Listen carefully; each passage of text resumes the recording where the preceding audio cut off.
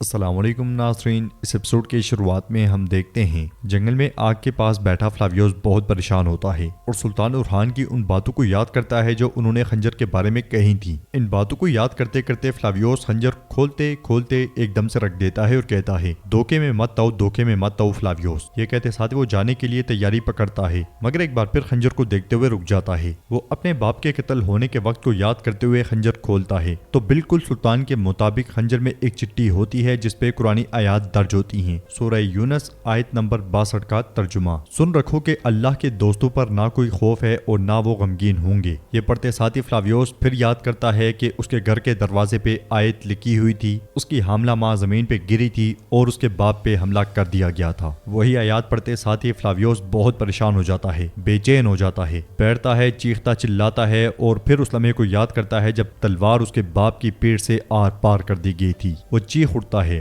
بابا بابا۔ فلاویوس داڑے مار مار کے روتے ہوئے کہتا ہے، میں ترکمان ہوں، میں ترکمان ہوں۔ وقت تیزی سے گزرتا ہے اور اگلے منظر میں فلاویوس تیزی سے گھوڑے کو دوڑا رہا ہوتا ہے۔ وہ مسلسل آگے بڑھتا ہی چلا جاتا ہے۔ ادھر دوسری طرف علاؤالدین، گونجا اور درسن گھوڑوں پر سوار ہو جاتے ہیں۔ علاؤالدین درسن سے پوچھتا ہے، اب بتاؤ تم کیا کرو گے؟ تو درسن کہتا ہے، میں بنو کا رسی کے پاس جاؤں گا اور اپنے والد اور بھائی کے ساتھ کھڑا ہوں گا اور ان سے وہ لوں گا جو میں چاہتا ہوں۔ علاؤالدین اسے کہتا ہے، یعنی تم جاسوسی بھی کرو گے؟ جواب میں درسن کہتا ہے، میں بھائی کے ہاتھوں بھائی کا خون بہنے سے روکوں گا اور اس کے لیے میں اپنی جان بھی قربان کر دوں گا، اور یہ بات آپ ہمارے سلطان کو بتا دینا کہ وہ مجھے معاف کر دیں۔ گونجا پوچھتی ہے، حلیمہ کا کیا ہوگا؟ یہ بات سن کے علاؤالدین کو بہت غصہ آتا ہے اور درسن کہتا ہے، میں نہیں چاہتا کہ اسے پتا چلے، یہ زیادہ آسان ہوگا۔ گونجا کہتی ہے، میں سمجھ گئی، جو اس کٹھن راستے سے نہیں گزرا وہ یقیناً نہیں جان سکتا۔ اللہ تمہارا راستہ آسان کرے بھائی، فکر نہ کرو، حلیمہ تمہیں ضرور سمجھ جائے گی۔ درسن گونجا کا شکریہ ادا کرتا ہے اور روانہ ہو جاتا ہے۔ اس کے جانے کے بعد علاؤالدین گونجا سے کہتا ہے، یعنی تم حلیمہ والے معاملے کے بارے میں پہلے سے جانتی تھی ہے نا؟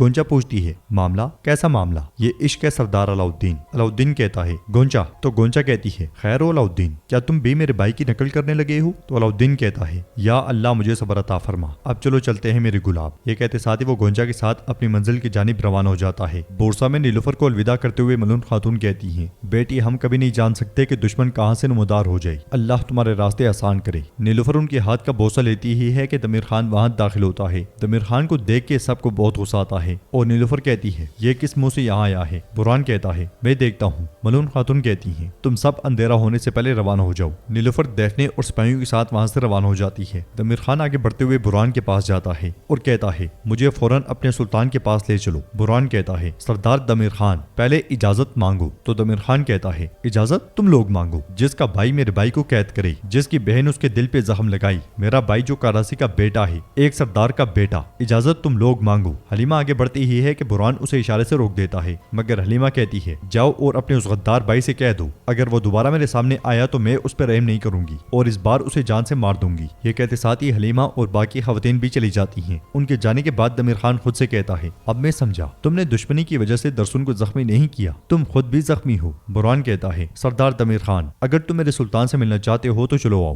یہ سنتے ساتھ ہی دمیر خان آگے بڑھ جاتا ہے۔ دوسری طرف سردار اوچی شاہین شاہ اور سردار دلیجہ سے کہتا ہے، ہم جب بھی سوچتے ہیں کہ معاملہ ختم ہو گیا ہے، اورحان کسی نہ کسی طرح بحرانوں سے نکل جاتا ہے۔ سردار دلیجہ کہتا ہے، فتح کے ساتھ اس کی واپسی ہر بار اس کی طاقت بڑھا دیتی ہے۔ شہنشاہ کہتا ہے، وہ ایک یا دو بار بچ نکلے گا لیکن تیسری بار ایسا نہیں ہوگا، ہم اس قصے کو تمام کر دیں گے، میں سرحدی علاقوں کی مجلس میں بات کروں گا اور ہم یہ معاملہ ختم کریں گے، کیونکہ اگر ہمارا کام تمام کرنے سے پہلے اورحان ہمارے ارادوں کو بام گیا تو ہم بہت برے حالات میں ہوں گے۔ اس لیے میں دیدار وہاں آتی ہے اور کہتی ہے، شہنشاہ سردار دمیر خان سردار آئے ہیں اور وہ سلطان اورحان سے ملاقات کریں گے۔ اوچی کہتا ہے، دمیر خان یہاں کیا کر رہا ہے؟ دیدار کہتی ہے، وہ اپنے بھائی درسن کا حساب مانگنے آیا ہے۔ شہنشاہ کہتا ہے، دمیر خان کی چالیں ختم ہی نہیں ہوتی، اگر اس نے اتنی ناراضگی کے ساتھ اورحان کے پاس جا کر یہ کہتے ساتھ ہی شہنشاہ آگے بڑھ جاتا ہے۔ ناظرین اس کے بعد ہم دیکھتے ہیں دمیر خان سلطان کے پاس پہنچتا ہے۔ سلطان اس سے کہتے ہیں، تم نے قلعہ گیملک میں ہماری فتح کی خبر سنی اور ہمیں مبارکباد دینے آئے ہو ہے نا؟ دمیر خان کہتا ہے، ہاں میں تمہیں مبارکباد دینے آیا ہوں، میں تم سے حساب لینے آیا ہوں۔ سلطان کہتے ہیں، تو اس کا مطلب ہے کہ تمہیں اپنے بھائی کی حالت کی خبر مل گئی ہے؟ دمیر خان کہتا ہے، ابھی تک وہ مجھ تک نہیں پہنچا، لیکن میرا بھائی زندہ سلامت تمہارے ہاتھوں سے نکل گیا۔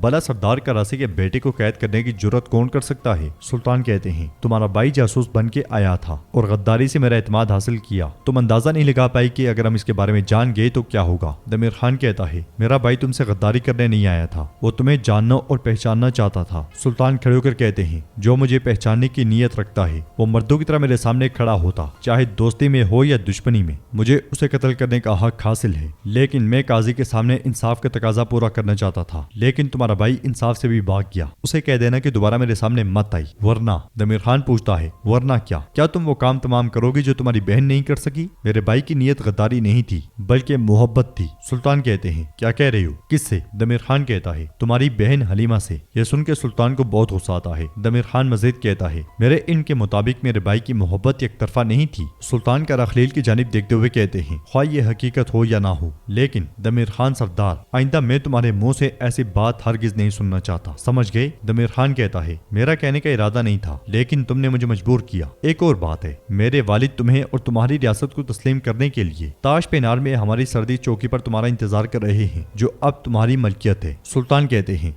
बेहतरीन, क्योंकि वो मुझे और मेरी रियासत को तस्लीम करना चाहते हैं और मुज़ाकरात चाहते हैं, तो हम आएंगे और उनकी शराइत सुनेंगे। दमीर खान कहता है, मैं उम्मीद करता हूँ कि सदरान का इत्तेहाद जिसका जिक्र तुम हमेशा करते हो जल्द अज जल्द कायम हो जाए, और तब तक मेरा भाई भी वापस आ चुका होगा और तुम उससे वो सुन लोगे जो वो कहना चाहता था। ये कहते साथ ही दमीर खान चला जाता है। सुल्तान का खलील को गुस्से से देखते हैं और आगे बढ़ जाते हैं। जंगल से नीलूफर दैफने और सिपाहियों के साथ आगे बढ़ रही होती है। नीलूफर को खुश देखकर दैफने कहती है, तुम्हारे चेहरे पर बाहर आई हुई है बहन, क्या तुम्हें बच्चों की बहुत याद आई? तो नीलूफर कहती है, तुम जब माँ बनोगी तो समझ जाओगी बहन, औलाद की तड़प किसी भी और चीज से यकसर मुख्तलिफ होती है। करीब ही में अस्पोर्चा दरख्त के पीछे छुपी होती है और उनके करीब पहुंचते साथ ही अस्पोर्चा सिपाहियों के साथ उनके सामने आ जाती है। दैफने अनजान बनते हुए कहती है, ये लोग कहाँ से आ गए बहन? वो सब एकदम घोड़ों से उतर जाते हैं। नीलूफर कहती है, इसका मतलब है कि तुम अभी तक मरी नहीं है अस्पोर्चा। अस्पोर्चा तलवार बेनियाम करते हुए कहती है, हमला। दोनों तरफ के सिपाही आपस में टकरा जाते हैं। नीलूफर मुकाबला शुरू कर देती है, मगर पास ही बसंतनी सिपाही अस्मा को थप्पड़ मार के जमीन पे गिरा देते हैं। अस्पोर्चा भी तुर्क सिपाहियों को शहीद करते ही चली जाती है। नीलूफर आगे बढ़ती है और उस पर हमला कर देती है। दोनों के दरमियान लड़ाई शुरू हो जाती है। दोनों एक दूसरे पर ताबड़तोड़ हमले करती हैं। दैफने भी लड़ाई का नाटक करते हुए कुछ तो मुजामत करती है और उसके बाद अपने आप को हवाले कर देती है, जबकि नीलूफर पे बहुत से नेज़े तान लिए जाते हैं, तलवार गिरा दी जाती है और सिपाही मारे जाते हैं। अस्पोर्चा नीलूफर से कहती है, नीलूफर तुम्हारा खेल खत्म हुआ, अब से तुम्हारी जान और तुम्हारी तकदीर मेरे हाथों में है। इधर बेस बदले फ्लावियो से घोड़ा गाड़ी के पीछे पीछे बुरसा में दाखिल होता है और एक संदूक उठाते हुए घोड़ा गाड़ी से आगे बढ़ जाता है। अंदर हलीमा खवातीन के साथ मौजूद होती है और कहती है, कितना बेगैरत आदमी है वालिदा, क्या उसके लिए इतना काफी नहीं था कि अपने भाई को जासूसी करने के लिए भेजा, जो अब खुद भी हमारे वतन में आ गया है, जैसे कुछ हुआ ही ना हो। फातिमा कहती है, शायद वाकई उसे इल्म ना हो। हलीमा कहती है, कैसे इल्म नहीं बहन, वो सब जानता है, वो जानता है इसलिए तो आया है। इसलिए में सुल्तान बहुत गुस्से में वहां दाखिल होते हैं और हलीमा को देखते हुए कहते हैं, हलीमा क्या मुझे आप कुछ बताना चाहती हैं? हलीमा कहती है, नहीं भाई। सुल्तान कहते हैं, क्या आप दरसुन बिन करासी से मोहब्बत करती हैं? ये सुन के हलीमा और फातिमा बहुत परेशान हो जाती हैं और मनून खातून आगे बढ़ते हुए कहती हैं, आपको ये बात किसने बताई? सुल्तान कहते हैं, ऐसी कोई बात है या नहीं? तो मनून खातून कहती हैं, थी लेकिन अब नहीं है। सुल्तान पूछते हैं, अम्मी जान क्या आप जानती थी? मनून खातून कहती हैं, मैं कैसे ना जान, मैं इसकी माँ हूँ, ये कोई ऐसी बात नहीं है जिस पे हम गुफ्तगू कर सकें। हलीमा ने उसका पीछा करके उसे पकड़ने की कोशिश की और जब वो भागने लगा तो उसे तीर मारा। सुल्तान कहते हैं, यह मुझे दमीर खान ने बताया। क्या इतनी निजी बात का इल्म मुझे अपने दुश्मन से होना चाहिए था अम्मी जान? सब शर्मिंदा हो जाते हैं और सुल्तान हलीमा से पूछते हैं, क्या तुम उसकी हकीकत जानती थी? हलीमा कहती है, मैं नहीं जानती थी भाई, अगर मैं जानती तो उसी लम्हे उसकी जान ले लेती। सुल्तान कहते हैं, तो फिर उसने आपसे भी झूठ बोला। मलून खातून पूछती हैं, अब आप क्या करेंगे? सुल्तान कहते हैं, मैं एक करासी सरदार से मिलने जाऊंगा, अगर वो वहां हुआ तो वो मेरा बुरा रूप देखेगा। जाते जाते सुल्तान रुक जाते हैं और फातिमा से पूछते हैं, मेरी बहन क्या आपके सीने में कोई ऐसी बात है जो आप अपने भाई से छुपा रही हैं?